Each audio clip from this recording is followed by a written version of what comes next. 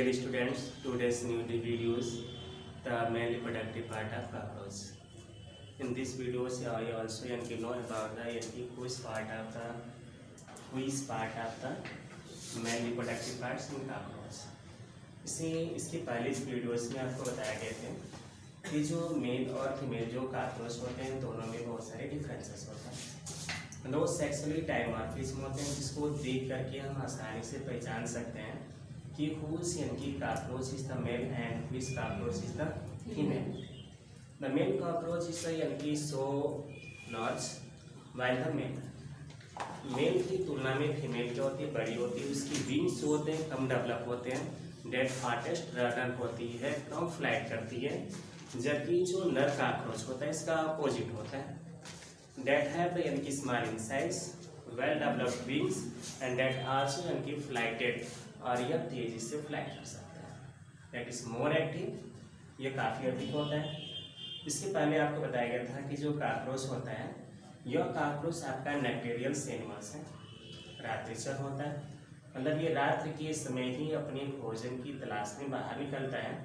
दिन के समय यह जो यानी कि खाद्यान्न की जो वस्तुएं हैं, पटरी है, ईंट पत्थर हो गए, इनके पीछे छिपा रहता है, मतलब ये अंधेरे जगह पे मिलता है। पर्टिकुलर हम लोग को पढ़ना है रिप्रोडक्शन इन काकरोच, ठीक है।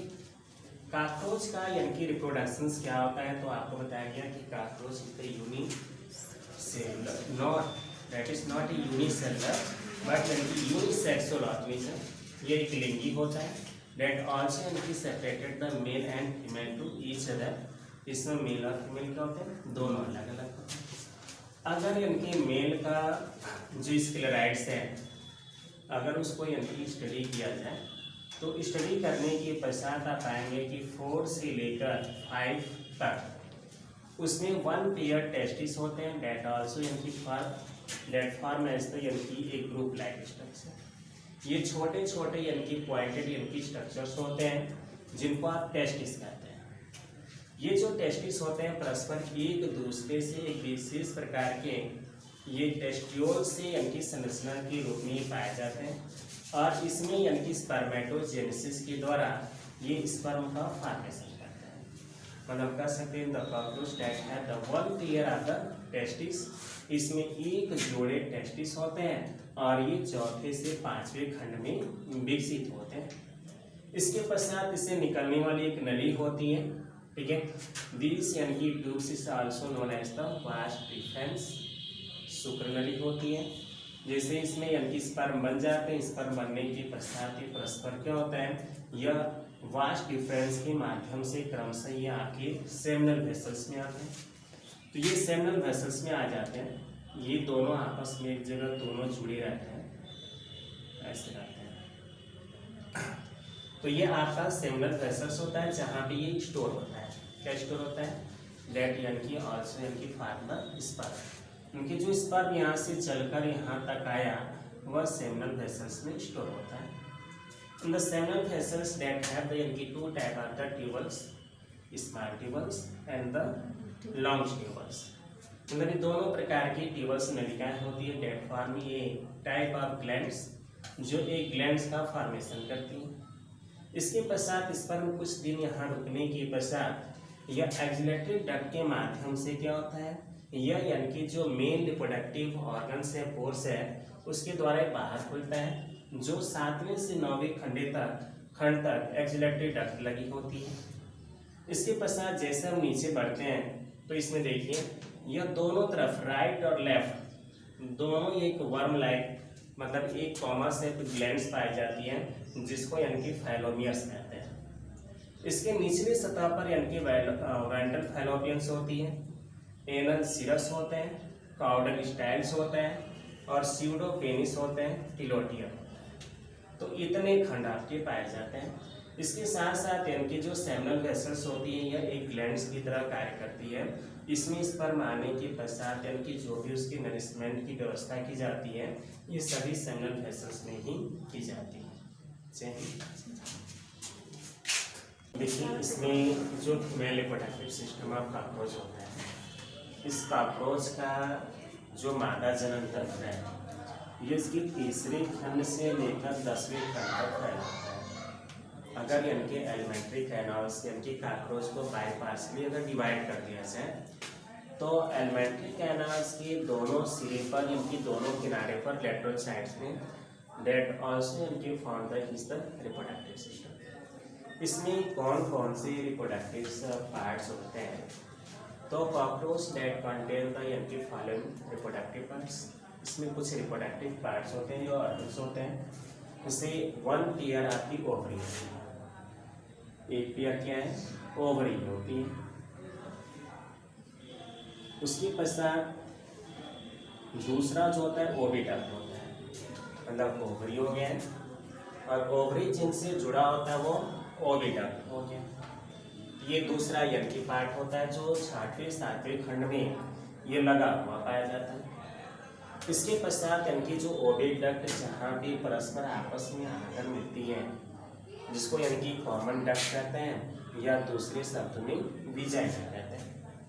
ये इसका तीसरा पार्ट होता है। इसके पश्चात ये यानी कि नीचे की तरफ एक विशेष यानी कि चैम्बर में क्या होती है? प्रवाहित होती है, जिसको यानी कि पूरे चैम्बर को जेनाइटल चैम्बर कहते हैं। मतलब इसी में रिप्रोडक्शन फर्टिलाइजेशन की जो क्रिया होती है संपन्न होती है। इसके पश्चात जेनाइटल चैम्बर से लगा हुआ एक विशेष ऑर्गन होता है जिसको स्पर्मेथिका कहते हैं, जो यानी कि स्पर्म को क्या करता है? एक्सेप्ट करने का कार्य करता है। इसके पश्चात यानी कि जेनाइटल चैम्बर का जो नीचे वाला जो पार्ट है ये गोनोफाइसिस होते हैं। तो इतने पार्ट इसमें पाए जाते हैं। इसमें एक और होता है वेस्टिबुलम्स, जो यानी कि जेनाइटल चैम्बर के अंतर्गत एक विशेष प्रकार के ग्लैंड्स की तरह ये कार्य करता है, जिसको दूसरे शब्दों में कोलेटरल ग्लैंड्स कहते हैं। फिर से एक बार समझते हैं।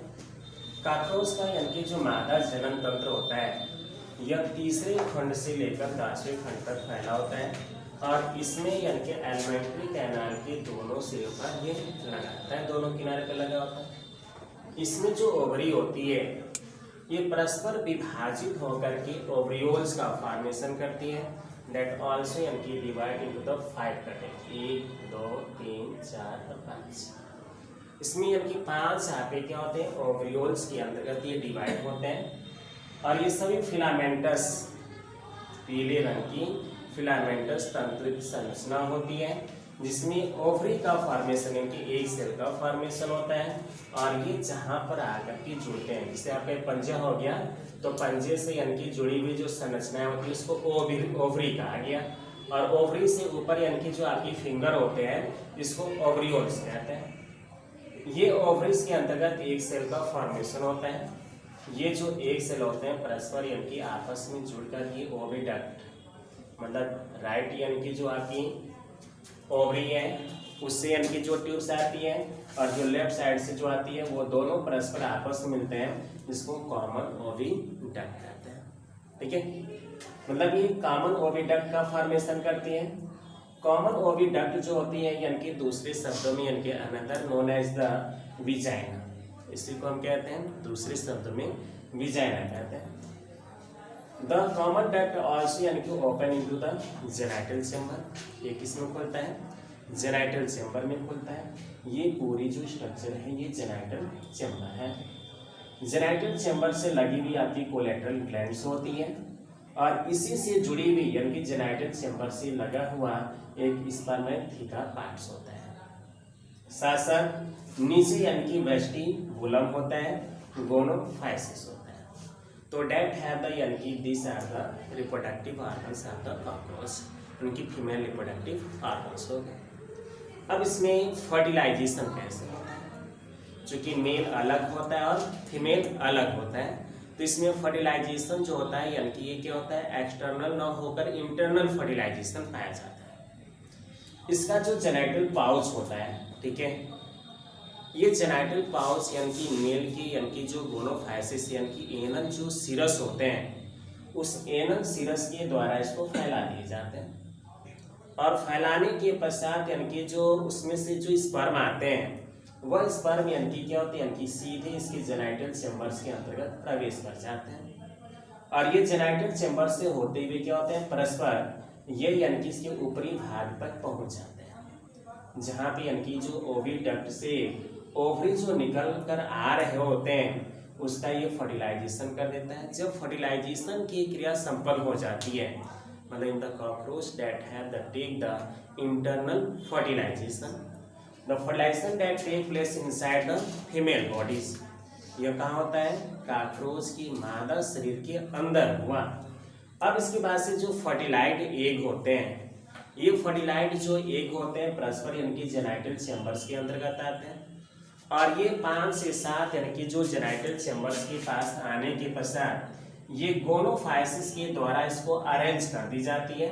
मतलब ये बाद में जब अंडे देने का कार्य करते हैं तो ये यानी कि लगभग 5 से 7 रेडिश कलर के यानी कि जो अंडे होते हैं यह एक जगह यानी कि दे देते हैं, जो यानी कि परस्पर एक रेड कलर की म्यूसिलीज क्या होता है? लगा हुआ होता है। मतलब इसमें भी पैरेंटल केयर की मात्रा मिलती है।